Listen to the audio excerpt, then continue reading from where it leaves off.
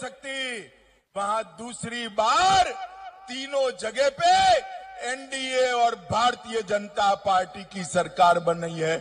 एक बार जोर से उत्तर पूर्व की जनता के लिए ताली बजाइए कर्नाटक वालों।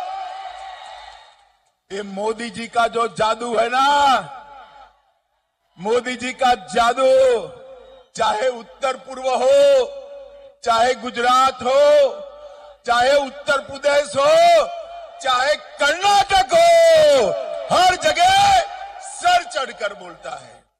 मुझे बताओ कर्नाटक वालों, आप लोग मोदी जी के नेतृत्व में कर्नाटक में भाजपा को जिताओगे या नहीं जिताओगे?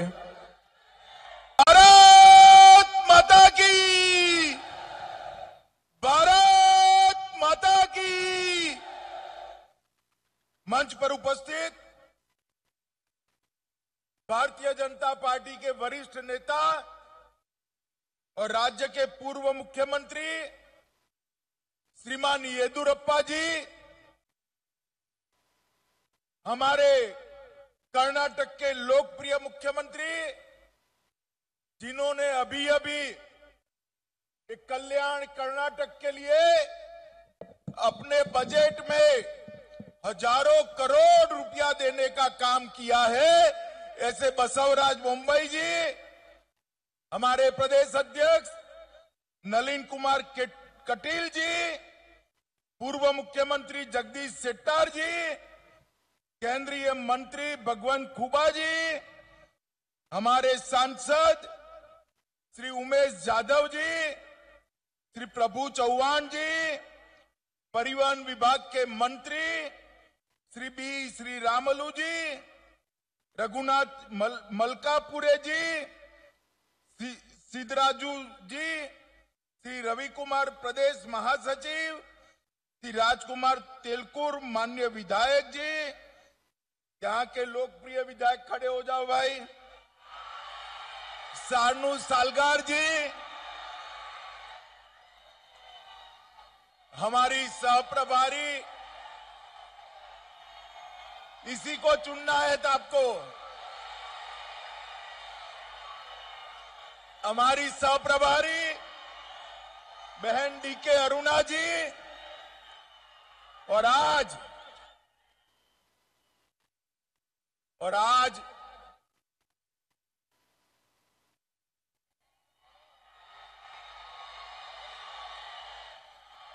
बोलो भारत माता की, भारत माता की। और आज जगत ज्योति बसवन्ना की एक कर्म भूमि पर आए हुए प्यारे भाइयों बहनों माताओं और मेरे जिगर के टुकड़े जैसे युवा मित्रों, आप सभी को नमस्कार। मित्रों, आपका जोश, आपकी संख्या, आपकी उपस्थिति ये बता रही है कि कर्नाटक में पूर्ण बहुमत की भाजपा सरकार बनने वाली है। कल ही कर्नाटक से हजारों किलोमीटर दूर उत्तर पूर्व में त्रिपुरा, नागालैंड और मेघालय, तीनों जगह कांग्रेस का सुपड़ा साफ हो गया। हारे तो हारे, ऐसे हारे हैं कि दूरबीन लेकर भी दिखाई नहीं पड़ते हैं। नागालैंड में 0 सीट, कितनी सीट? जोर से बोलो, कितनी सीट? मेघालय में 3 सीट, कितनी सीट? और त्रिपुरा में सिर्फ 4 सीट, कितनी सीट? अब मुझे बताओ भाई, कर्नाटक में इनकी सरकार बन सकती है क्या? जिस उत्तर पूर्व के लिए कहा जाता था कि भारतीय जनता पार्टी की वहां एंट्री नहीं हो सकती, वहां दूसरी बार तीनों जगह पे एनडीए और भारतीय जनता पार्टी की सरकार बन रही है। एक बार जोर से उत्तर पूर्व की जनता के लिए ताली बजाइए कर्नाटक वालों। ये मोदी जी का जो जादू है ना, मोदी जी का जादू, चाहे उत्तर पूर्व हो, चाहे गुजरात हो, चाहे उत्तर प्रदेश हो, चाहे कर्नाटक हो, हर जगह सर चढ़कर बोलता है। मुझे बताओ कर्नाटक वालों, आप लोग मोदी जी के नेतृत्व में कर्नाटक में भाजपा को जिताओगे या नहीं जिताओगे? मित्रों, आज मैं यहां आया हूं तब जगत ज्योति बसवेश्वर ने यहां पर दुनिया भर को लोकतंत्र का संदेश देने का काम किया।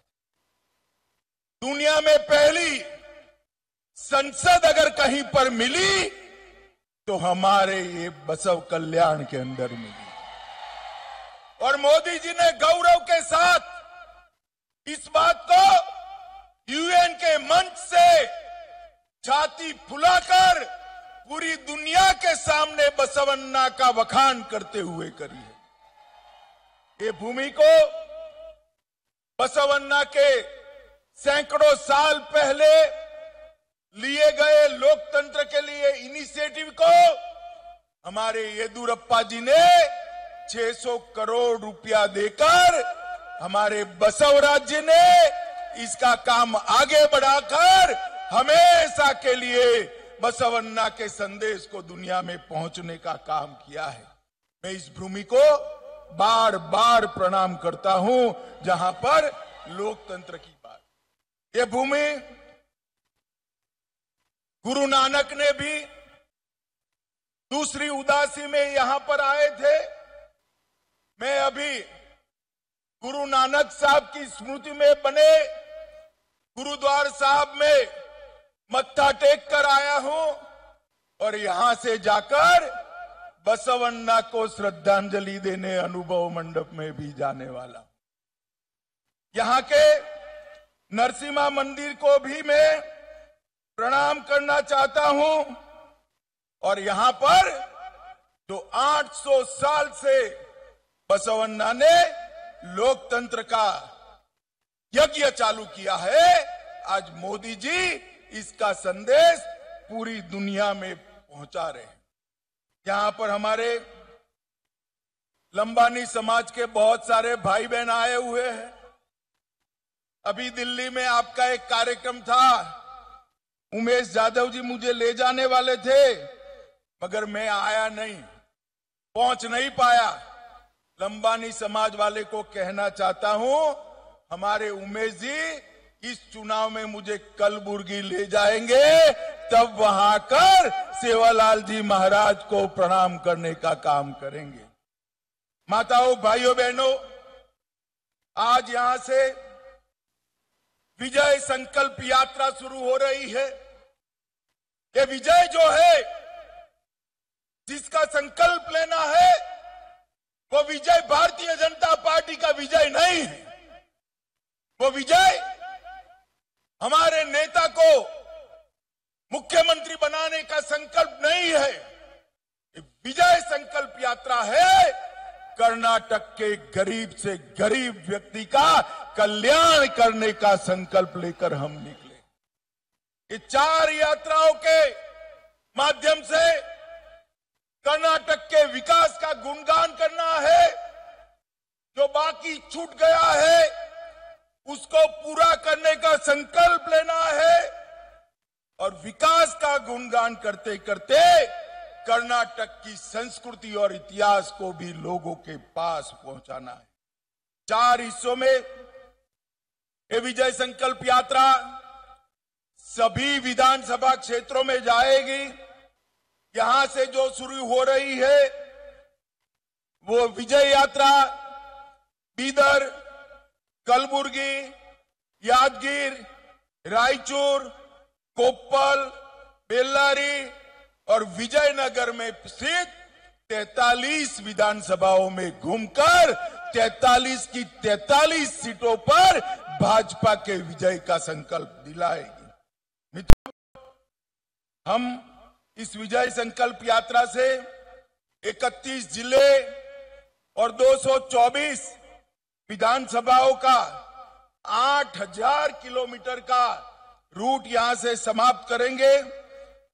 यहां पर 100 से ज्यादा अधिक रोड शो होंगे, 80 से 100 ऐसी बड़ी बड़ी सभाएं होगी, 600 से ज्यादा रोड पर सभाएं होगी, 200 से ज्यादा समाज की बैठकें होगी और 50 से ज्यादा भाजपा के देश भर के नेता कर्नाटक की जनता को प्रणाम करने के लिए आएंगे।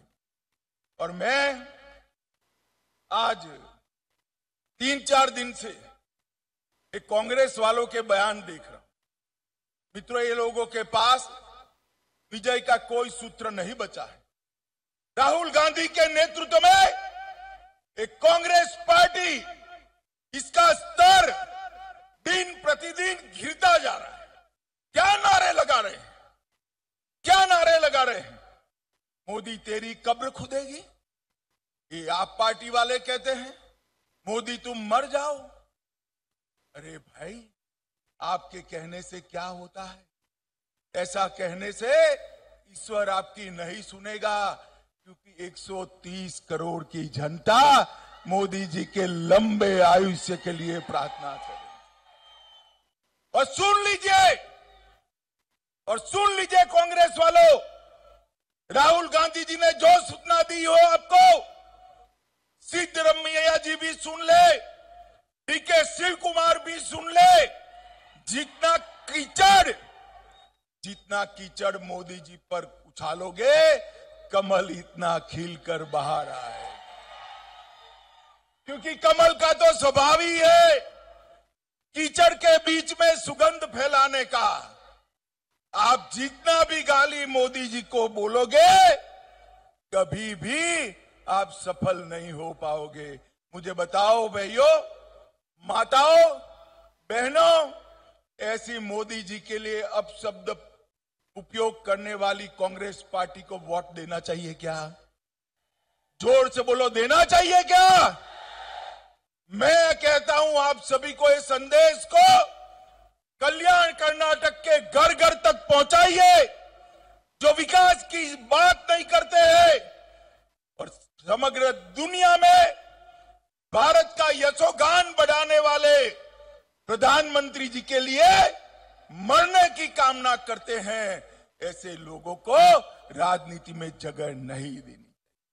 माताओं, भाइयों, बहनों, आज मैं यहां आया हूं तब सरदार पटेल को भी आदर के साथ प्रणाम करना चाहता हूं कि सरदार न होते तो हमारा पहले का नाम जो था हैदराबाद कर्नाटक, वो शायद आजाद ही न हुआ होता, आजाद ही न।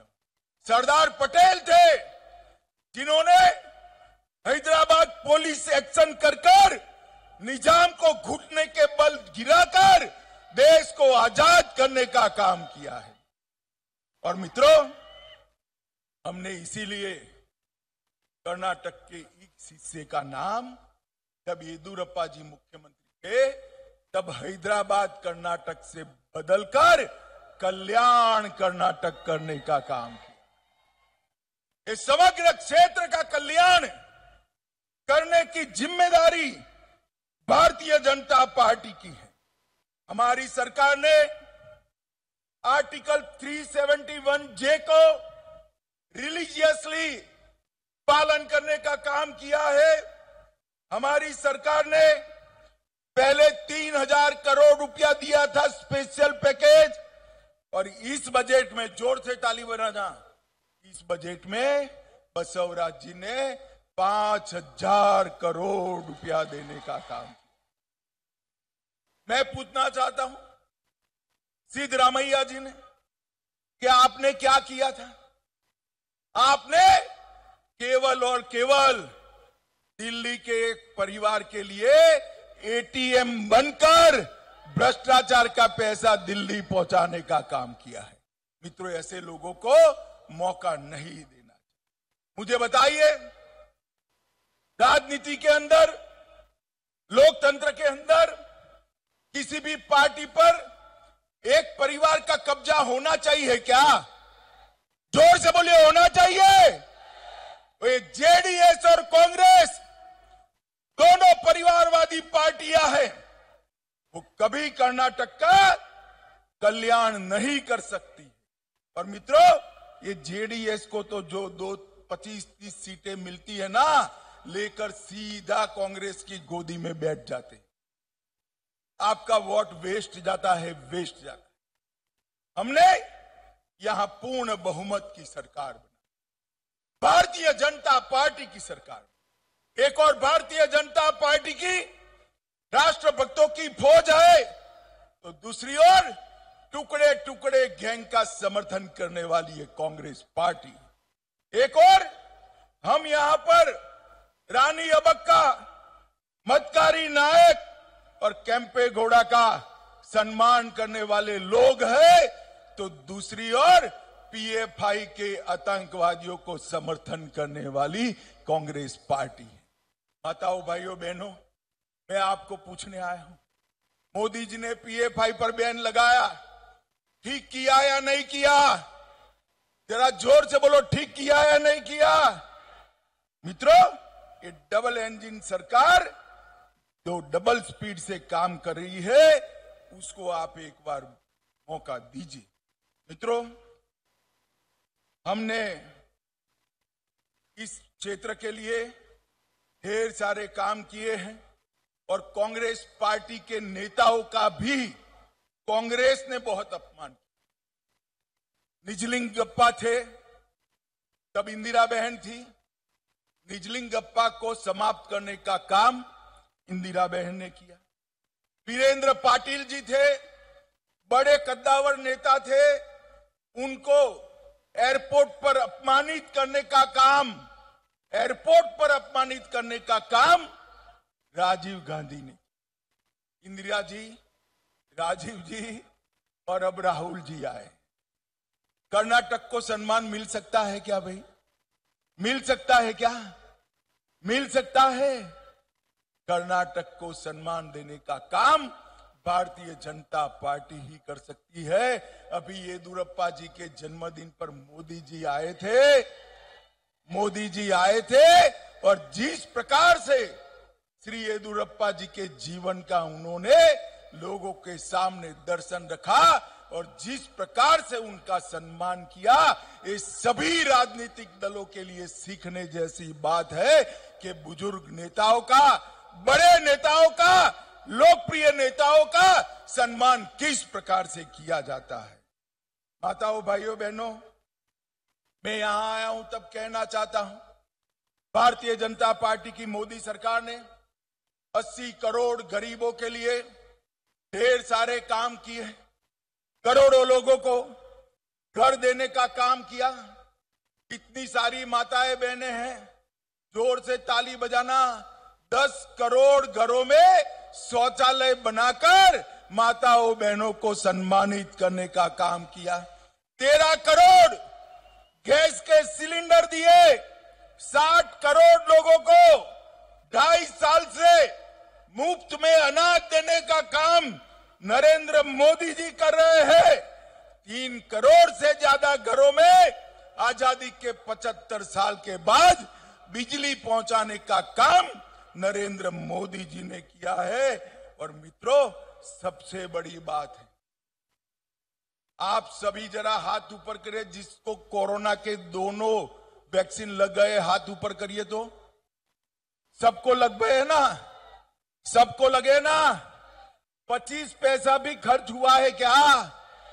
मोदी जी ने 130 करोड़ लोगों को 230 करोड़ वैक्सीन देकर कोरोना से सुरक्षित करने का काम इस देश के प्रधानमंत्री नरेंद्र मोदी जी ने। और गरीब के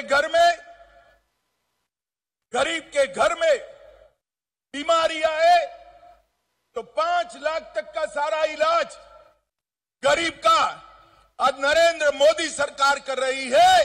और इसके साथ साथ हर गरीब को प्रति व्यक्ति प्रति माह 5 किलो अनाज, और बसवराज जी और येदियुरप्पा जी ने रागी भी जोड़ दी, ज्वार भी जोड़ दी।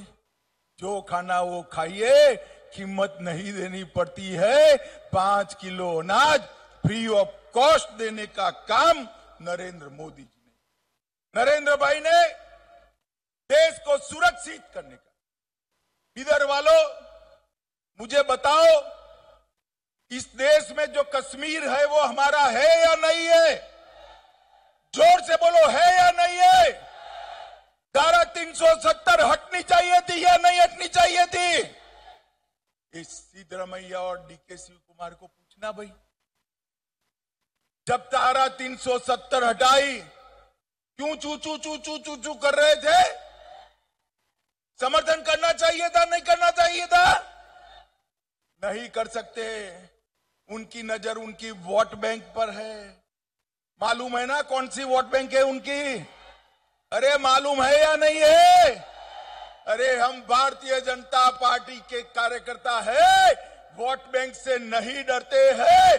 देश की सुरक्षा सबसे पहले है। मोदी जी ने धारा 370 को हटा दिया, और हटाए तब कांग्रेस वाले, जेडीएस वाले भाषण करते थे, रक्तपात हो जाएगा, खून की नदियां बहेगी। अरे छोड़ो रक्तपात डीके शिव कुमार, सिद्धरामैया बाबू, रक्तपात छोड़ो, खून की नदियां छोड़ो। किसी की कंकर चलाने की हिम्मत नहीं हुई है, कंकर चलाने। ये नरेंद्र मोदी सरकार। मित्रों, मैं पूछने आया हूं, राम मंदिर बनना चाहिए या नहीं बनना चाहिए? सुना ही नहीं पड़ता है। बनना चाहिए या नहीं बनना चाहिए? सालों से कांग्रेस वाले जहां श्री राम का जन्म हुआ था, वो जगह पर राम मंदिर बनाने के मुद्दे को अटका रहे थे, लटका रहे थे, भटका रहे थे। एक दिन मोदी जी ने बड़े सवेरे राम मंदिर का शिलान्यास कर दिया और वहां भव्य राम मंदिर बन रहा। काशी विश्वनाथ का कॉरिडोर बन रहा है। केदारनाथ बद्रीधाम, इसका उद्धार हो रहा है। सोमनाथ का मंदिर सोने से मढ़ा जा रहा है। और यहां अनुभव मंडप भी भाजपा की सरकार बना रही। हमारी सांस्कृतिक विरासत को हमने आगे बढ़ाने का काम हमने किया। मित्रों, 7700 करोड़ रुपए से 411 किलोमीटर लंबी बीदर कलबुर्गी बेल्लारी रोड नरेंद्र मोदी सरकार बना रही है। और कर्नाटक सरकार ये मुख्य कनेक्टिंग रोड को विकसित करने का काम कर रही है। गंगा कल्याण योजना के तहत कल्याण कर्नाटक में 1115 करोड़ रुपए